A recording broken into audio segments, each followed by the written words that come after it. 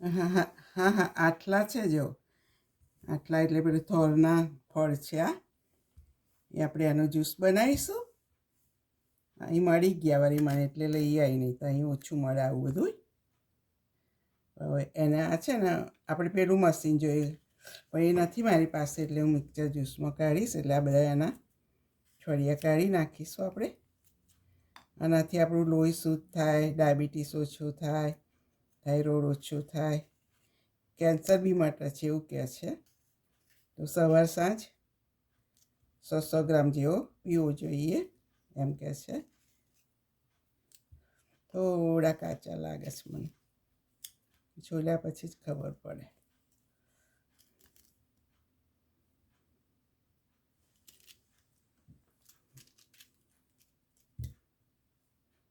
નથી તો દેખાય છે પાકું.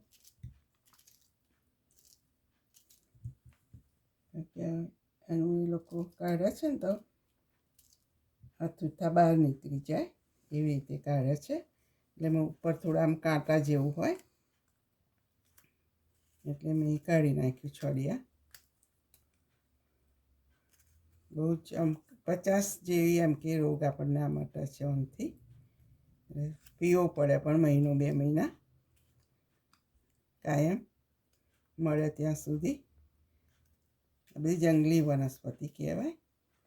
આપણે તો પેલા થોર થાય ને, થોર પેલા વિલાયતી થોર કે મોટા મોટા પાનાના, એની એ પાન ઉપર થાય. એટલે બહુ નહીં પીસી, આખું પાખું પીસી, કારણ કે બીજાય છે અંદર જોઈ. એટલે અને આ બેનું કાઢું હું જ્યુસ.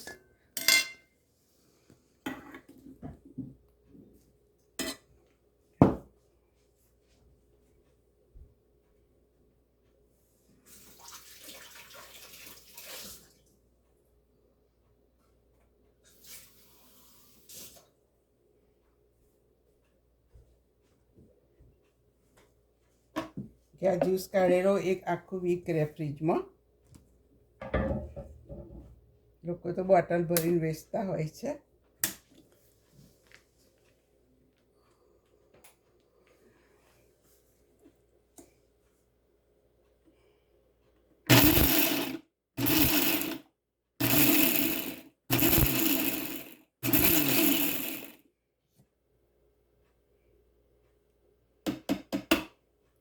બિયા છે ને પેલા એ ના થઈ જાય આપણે,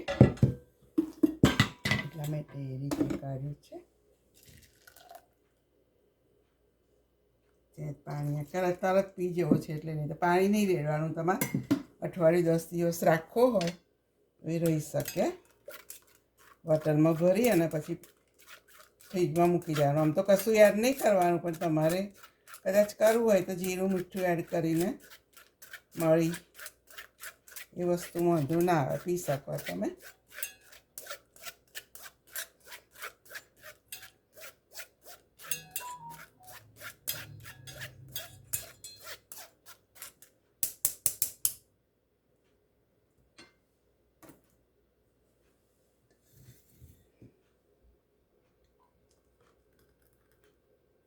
બેમાંથી આટલો જ્યુસ નીકળ્યો આપણે.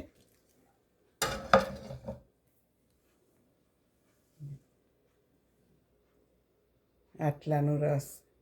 મારી રેસીપી ગમે લાઈક કરો, શેર કરો, સબસ્ક્રાઈબ. બધા પીવો. કહે છે કે ડાયાબિટીસ માટે, લોહી શુદ્ધ થાય, કેન્સર માટે, થાઇરોઇડ માટે, બધું એમ.